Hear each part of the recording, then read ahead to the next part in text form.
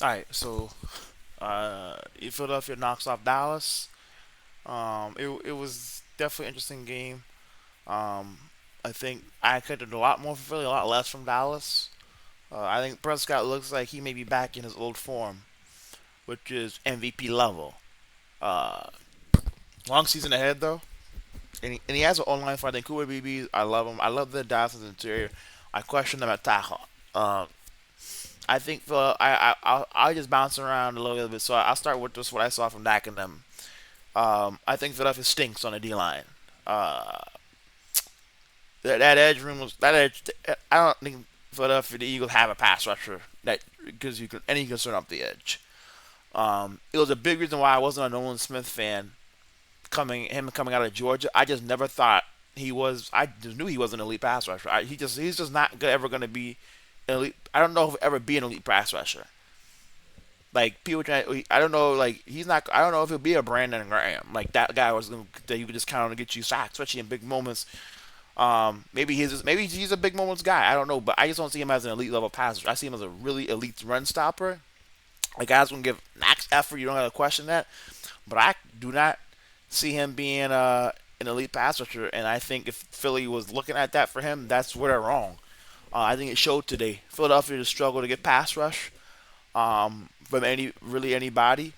And then I thought, this way you need Carter. But even with Carter, you gotta have more than just Jalen Carter. Now, he's gonna help these guys look a lot better because when he's on the field, but they gotta have more than that, man. The Eagles need to make a move on the D line. I'm concerned about them on the interior. Jordan Davis doesn't look dominant. They ran the ball right at Jordan. First of all, they ran it right at him. So that's my first concern. They run it right at you. So that's why like a dude like you to make some more plays on the ball and really be a stalwart. I mean, I think he lost too much weight. He's playing at a weight where he's not used to. He's not used to. I don't know if he's used to playing as light. He looks a lot slimmer. And I have to look concerned for him because that his this whole thing. This dude's so massive, you just can't move him.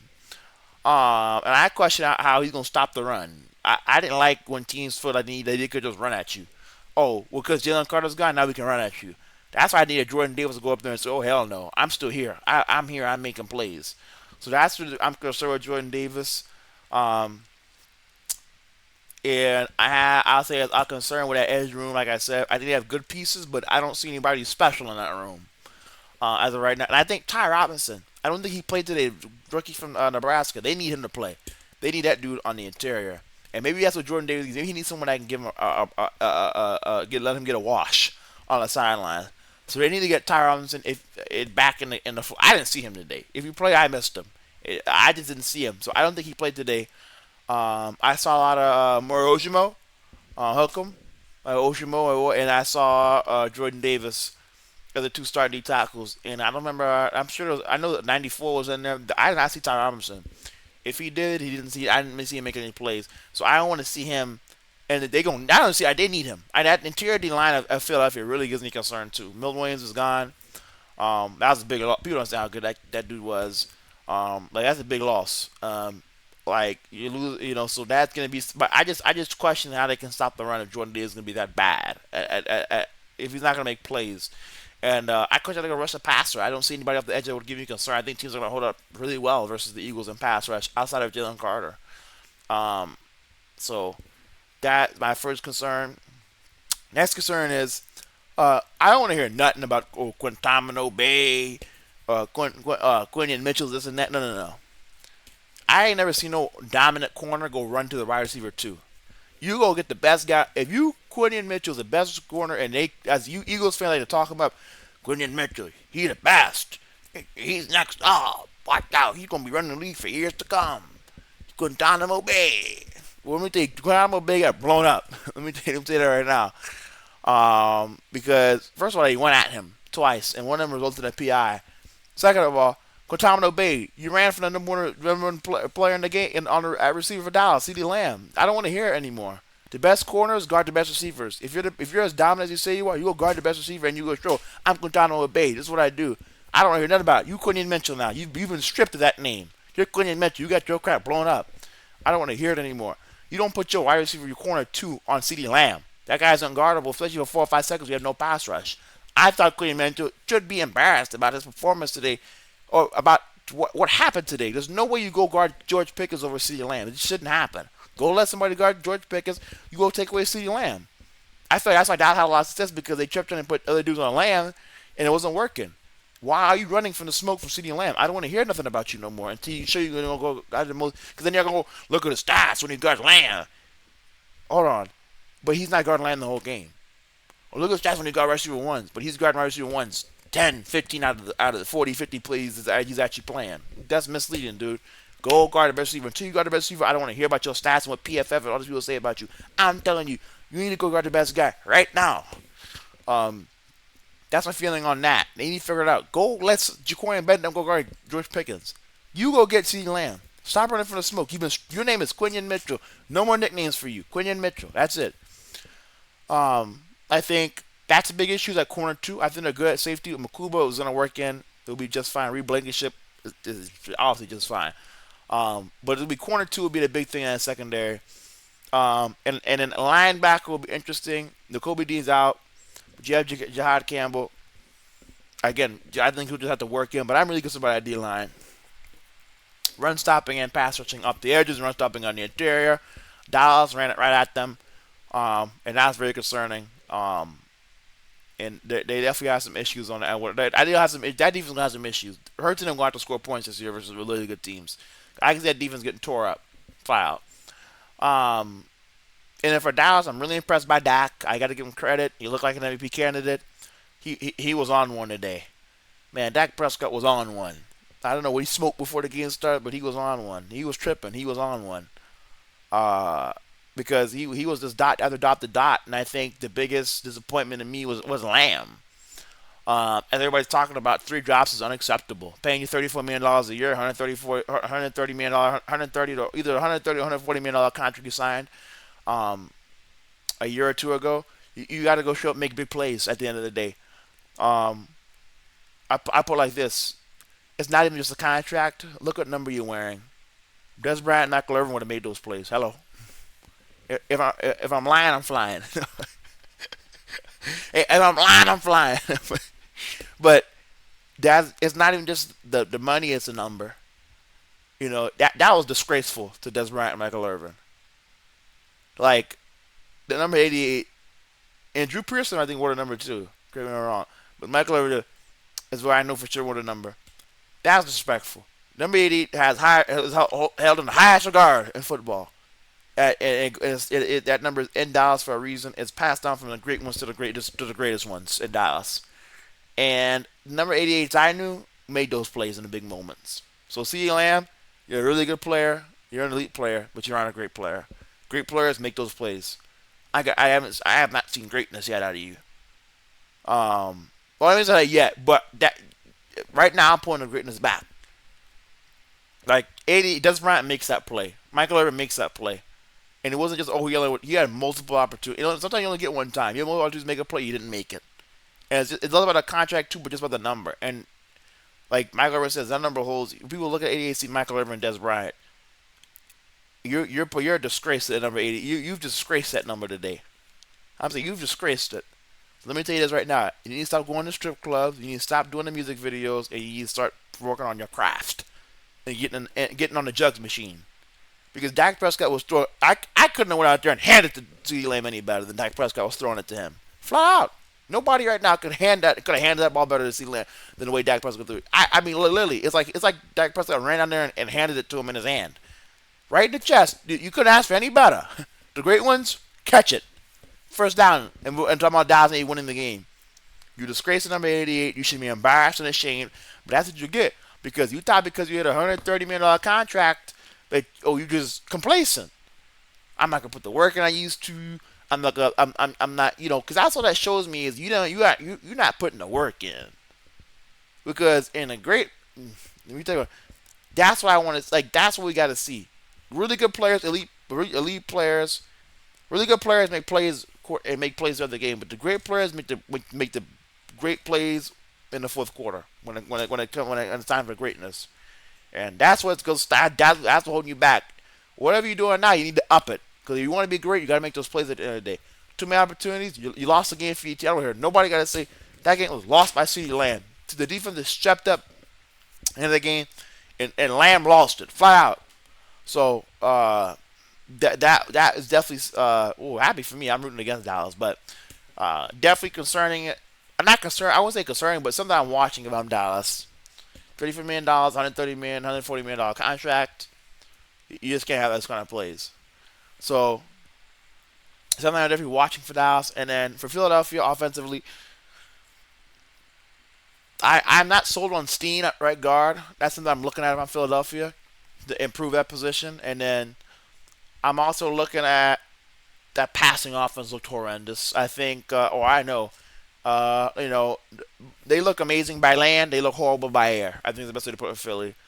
Just Patullo, and look, everybody knows it took them a while last year to get the offense going to where they were at the end of the season.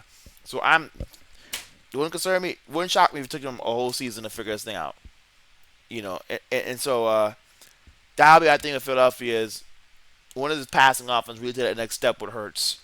People have their thoughts about Hurts, and he needs to go out there and prove them wrong. I think people question, can he throw the ball at a high level? I think this is the time to prove it. I think games like these make people question why can he throw the ball at a high level, and I think they have the right to. I question. I'm saying people. I'm not one of them, and I think this was the reason why. The passing offense was what stopped this Eagles team from blowing out Dallas, flat out. So that would concern me if I'm Philadelphia long term, like going into the season. How does Patullo and them scheme up this passing offense? But like I said, Dallas was just kind of sitting back with two safeties, and they were just okay. We're gonna make you play it, keep everything underneath, ding and dunk. And so, but you got to find a way to get Lamb. They ran a good screen and it looked good for Donnie's, but you got to find a way to get Lamb and Devontae in the game, man. You can't let teams take Lamb and Devontae out of the game. You let Dallas take Lamb and Devontae out of the game. Dallas didn't take Devontae and Lamb out of the game. Do you let Dallas take out Devontae and AJ Brown? You let them. Dallas didn't take away AJ and Devontae. Philadelphia took them out the game. You can't do that. Same way you're gonna get Barkley the ball, you gotta get AJ Brown and Vontae Smith the ball in space, screen, RPOs, some kind of way, just a quick drag route, slant. You gotta get these dudes the ball and give them targets. That has to be better from Spatullo and his offensive scheme. And I think that's gonna be the make or break thing. The Eagles' offense is really, really bunch of potential. They have the best offensive line in the league when healthy. Even with Steen, I'm not the highest on. They still got the best line in the league. Um, and maybe by far, especially because they're elite at tackle. So that's where a lot of your passers are going to start from is their edges. You can't get past the edge, you're in trouble. So they're elite. But man, I think Hurts too long going to figure out this passing game for me. And then Javonte Williams look really good. I think, like I said, the best part of the Cowboys O line is I said Steen, is Booker, Koulibaly, and Tyler Smith, and it showed. They really got good push. And they ran the ball a lot better than I thought they would versus Philadelphia. They mauled Philadelphia in the run game a lot of this game. Philadelphia finally put their foot down. Both defenses showed up. It was really weird. Both offenses were hot in the first half, and after the thunderstorm warning, they got really, really cold. They got cold, and the defenses got hot in the second half. Cowboys actually didn't score a point in the second half, which was really embarrassing. But Eagles only scored 3 points. So, like I said, defensive game. You see, I could push a narrative if I didn't mention the Eagles thing. Guys, come on, man. Go watch out for some of this media. I'm keeping it real over here. Eagles, a defensive game for both sides. But I think Lamb was a difference. I think he catches the ball. Cowboys have a chance to win. And but he drops it, and then the Eagles finish it out. So definitely be interesting to watch and see how both these teams rebound. I think the great thing about games like this is what makes teams great or really good is like it's not defined by one game. It's how you go the rest of the season. How is Dallas and Philadelphia going to let them affect this? Let this affect them when they meet in Week 12. What were the records between these two teams? Then we'll see how each team responded to this. For Dallas as a loss and Eagles as a win. That's what makes great teams. Not just one game, but what you do the rest of the season. And then when you come back and play this game again, we'll see where you're at.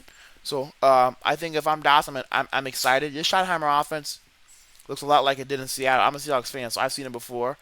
And like I said, the only reason why it didn't work out with him in Seattle is because Russell Wilson got real arrogant, and didn't want to run the ball, and Sean was like, man, we gotta run the ball a lot more, and kind of take the ball out of your hands. And Russell wanted to put a bunch of stats, try to win an MVP. So as long as Dak can get out of the own way, we'll see what Sean offense can do. I guess they did get shut down in the second half. But we'll see what him and Prescott can do. That's the key to this team. Dallas is going to have to score 30, 40 points a game, and they're going to have to hope that Dallas' defense, they're gonna have to hope that their defense gets a stop every once in a while. I forgot to mention Dallas' defense. Also, this. So I'm so confused why Leah Fowler is starting. That to me, Eberflus, as much as his schemes about getting the right players on the field, and why Leah Fowler isn't playing just makes no sense to me. They will be better once they figure out Leah Fowler it needs to be playing, and they will be better once they get overshown on the field. I know he was hurt, so there's nothing they really can do about that. But Leah Fowler needs to be playing. That makes no sense to me. I don't know why Jack Sanborn and Kenneth Murray, who got stiff armed to the dirt today, it's not about one play, but man, that was not a good showing. A good play by him. But it's second Barker today. Um, but yeah, I think Murray and Jack Sanborn over Leah Fowler. I don't think I know Leah Fowler needs to be playing. He needs to be a starting linebacker. So that one's really confusing to me. If any Dallas fans have answers, I'd love to know. I just say that's bad coaching, man. I don't know how what you saw in Leah Fowler to make him think he shouldn't be on the field. Um, so that was really confusing to me. They could have used him today. Would have been a perfect guy to run down Hurts. So I just thought bad coaching by Adrian Flus, bad just kind of by him and his staff. Um, unless Leah Fowler got something wrong going on, I don't know about. But he looked perfectly fine special teams, so he was playing today. Um, but yeah, I think that was a concern. And if a doubt, it's going to be that they couldn't stop the run again today. The Eagles won the game by land. They won it by land. I mean, it was won on the ground. Couldn't stop Hurts with his legs for in the second quarter on. Really, the first half on. I mean, Hurts had a whole drive where him and Barkley just ran the whole drive. They got to a point where they scored like 14 or 21 points, and Hurts hadn't even thrown a pass over 8 yards. So that was really, really bad to me defensively. It's one thing about Barkley, but when you let Hurts just run around like come on, man, this dude is not throwing it. He's just gonna try to take it and run, and you just don't have any QB containment. Your rush lanes rushing discipline is bad. Having the right rushing discipline and keeping Hurts in the pocket, having a QB spy there waiting for him, having eyes on Hurts as a defense really was bad to me. Dallas is going to have a big issue stopping the run to me this year. I like a Diggy Zua, but he's not a run stopper. He's a three technique pass rusher. Same thing with Kenny Clark. He's a really good D tackle, but his natural position is three technique. He's playing out of position. Dallas is not having any true nose or one techniques that can hold up two dudes and really help stop the run. And they're kind of just immovable forces in the interior. They don't have that. So uh, that's gonna be. I don't think they'll stop the run this year very well. I think I want to see how their pass defense looks. But I wouldn't say Dallas defense and Dallas defense pass rush. Oh, but Dallas has no pass rush. So that's what I was trying to get at. That pass. They have no pass rush. So this is a new saying that y'all need to all cheer on with me. No Micah Parsons, no pass rush. No Micah Parsons, no pass rush. Dallas has no pass rush. They have none. It's gonna be a really, really long season for Dallas this year with that lack of pass rush. They're gonna have somebody show up or some dude show up and try to get them something because they don't have much right now. Outside of Diggy Zua and Kenny Clark, and we'll see what they can bring. I don't see them having much because I don't see them because it's pass rush on top of a bad run defense. And we'll see what their secondary looks like when they start getting tested by some offenses and some quarterbacks that are better throwing the ball. So interesting opening game, exciting. Then it got kind of defensive in the second half. So we'll see what happens. It was a great opener though, and Philly rolls on.